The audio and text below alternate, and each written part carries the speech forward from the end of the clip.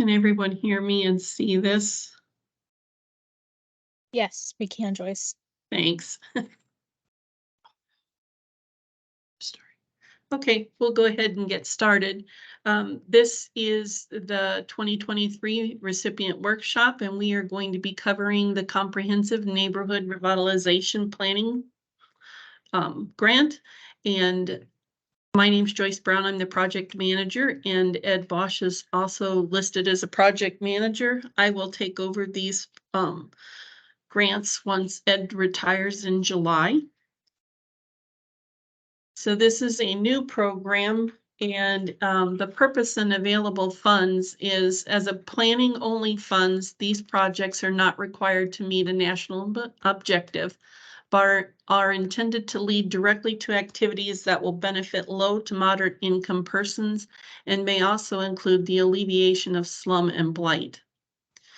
Purpose is to provide CDBG planning funds to enable cities or counties to hire qualified consultants to prepare a detailed plan or study focused upon a selected neighborhood that is beset by problems relating to public infrastructure, public facilities, housing, recreation, low-income levels, and overall blight or neglect.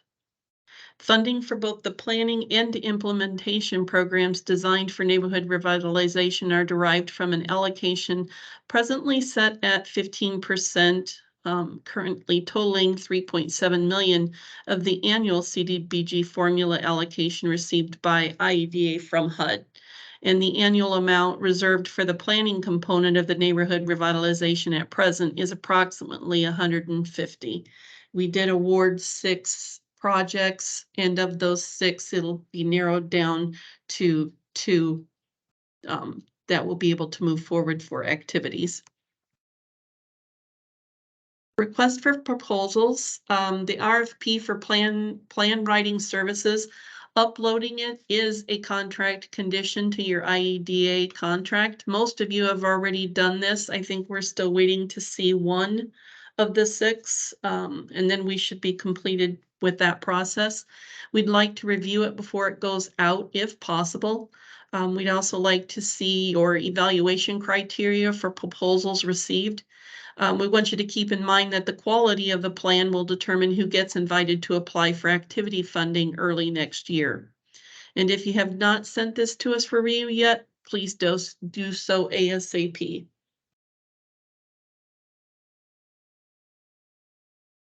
The environmental review, an environmental review is still required, but it's a very simple process. So planning projects are considered to be categorically exempt.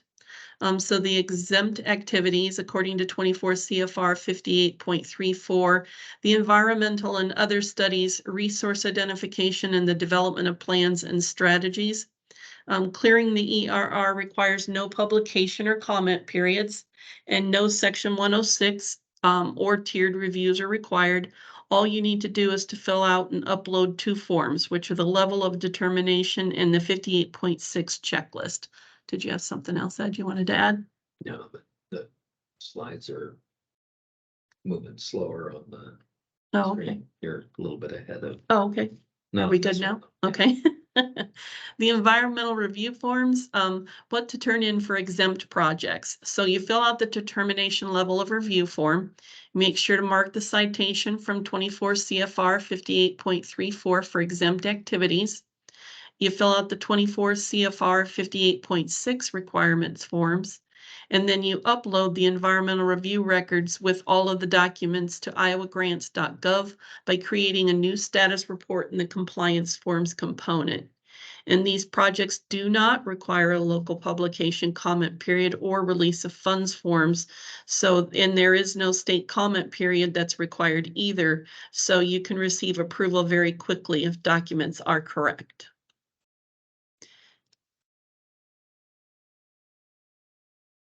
The project time period, other CDBG programs have grant periods of anywhere from 2 to 4 years.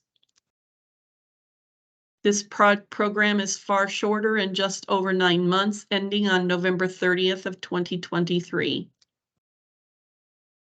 It would take some extremely dramatic or unique circumstances for IDA to process any extensions on these grants.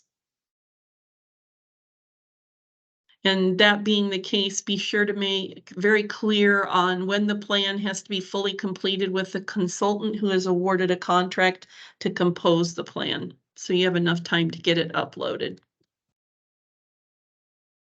And what the plan should contain. We want to see maps and photos, graphs, tables, charts as necessary. The estimated population and the number of households. Remember that the maximum area is 200 households. A clearly defined plan, area boundaries, the LMI percentages and other socioeconomic data, historical or cultural background, blighting factors and any other special conditions, the synopsis of reasons for the decline of the area, community development, social and housing needs in the neighborhood, identification of the types of CDBG activities that could address identified issues, a ballpark estimate of the total cost of those activities and the anticipated CDBG share. Evidence of local support and especially from the affected neighborhood. Once the plans, you've got your plan and you're ready to submit, we just wanted to make a note that we want you to upload those in the electronic documents of Iowa grants. I am told that it can hold large documents. If you have issues, let us know. We may have to split it into two. Just stopped presenting.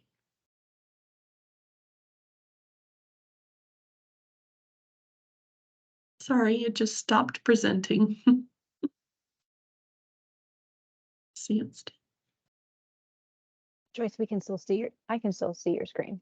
Okay, well, it's off my computer, so hang on 1 second. I'll share Ed's.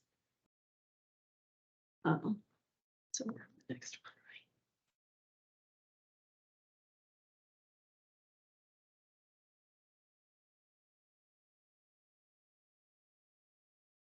You.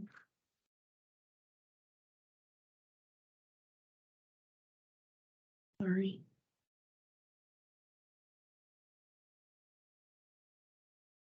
I can't share it because I don't have it. Yeah. Short delay. It's been that kind of day. Just disappeared. I don't know why.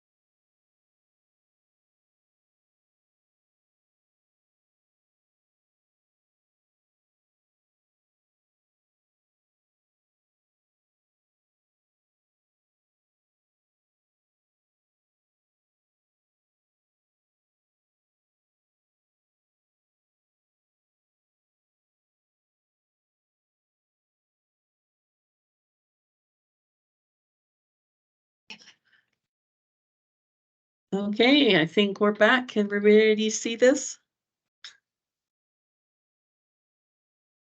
Yes, we can. Okay, sorry about that.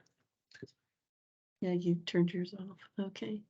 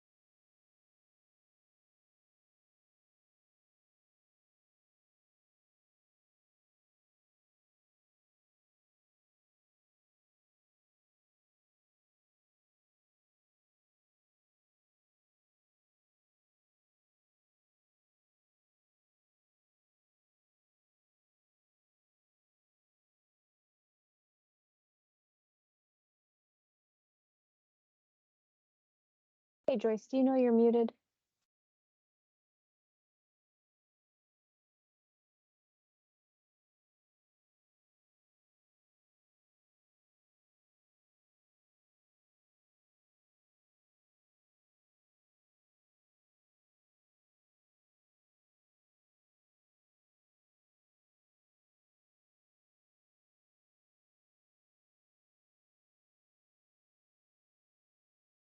Okay.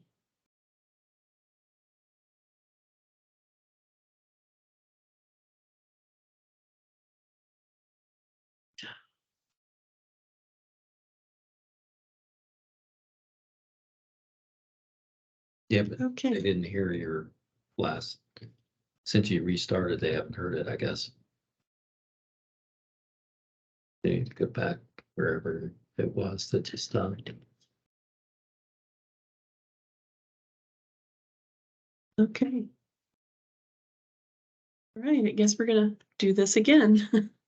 There you go. Can you hear me now? Yes, we can hear you, Joyce, and we can Thank see you. it. Okay. Tips for a successful program is to select a consultant with due process and care. Keep track of consultants' progress. Watch timeframes and have a plan for how the document will be used and by whom when it is completed. Or involve the neighborhood affected during plan formulation and after. Let IEDA know of any problems or potential problems. Proposed outlines for activity funds. Application window will likely be opened in January or February of 2024 with a deadline 45 days after and awards announced within about 45 days after that. A hypothetical timeframe could be that the apps invites will be open January 30th. A deadline for submittal of apps would be March 15th, and then we would make award announcements May 1st.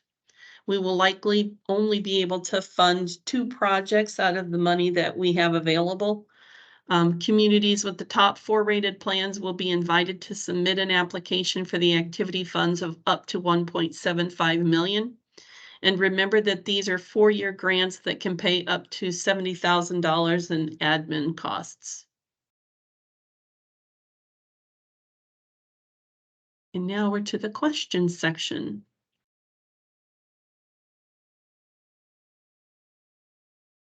Is there any questions over there?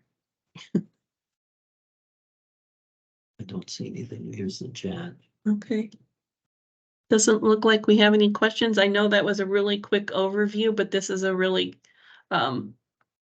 there's few grants that got awarded this and it's, this is the first go around. So we'll see how this plays out and we'll move into the activities grant in January or February. Thank you. Boy, Well, you guys still there? I think somebody's got their hand raised. We're here. I don't see the hand though.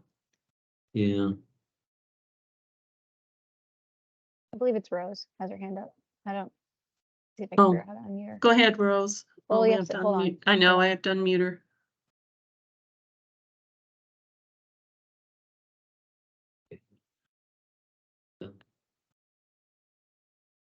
There you go, Rose. yeah, yeah. Can you? Did you unmute her?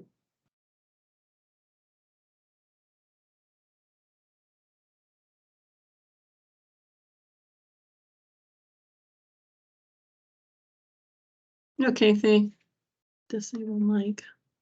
Rose, can you unmute yourself? Sorry, my mic was disabled and the chat seemed. There you go. Oh, did you just click on it again? And you just, somebody cut her off. No, I didn't.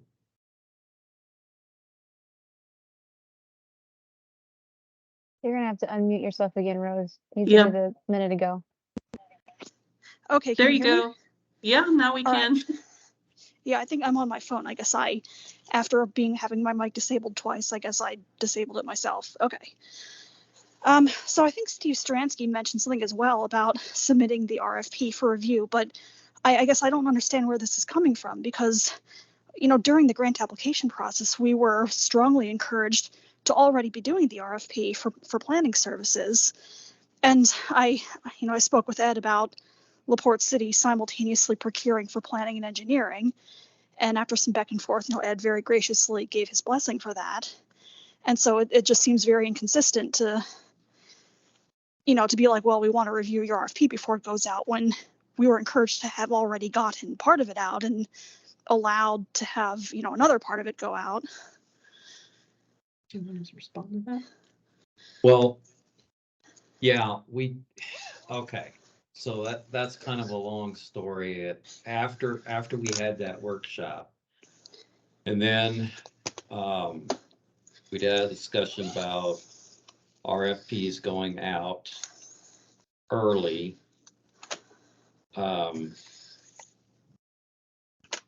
Let's see. To think about this. Yeah, I mean, just so long as we're not penalized for doing things that No, IDA no. had already Right, encouraged right. or blessed. No, It was a procurement issue. there was a procurement question. And we thought it's probably better overall for people to wait, but we'd already given you the green light to go ahead. And so you're fine. Okay. It's just for the people that did not do it ahead of time that we want to see the RFPs. And if I remember right, you had submitted yours to me, the language of it to me. I'm sure you did, actually. Yeah, I mean, not the whole RFP, I guess, but the gist of, what Yeah. was in question. And it was a combo Yeah. thing. So yes, actually we did see what you were up to anyway, so Okay. yeah. So there's no issue there. Okay. All right. Thanks. Yep.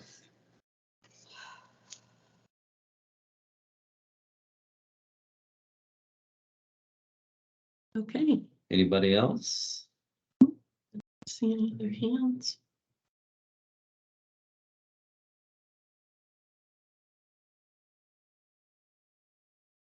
Okay, thank you.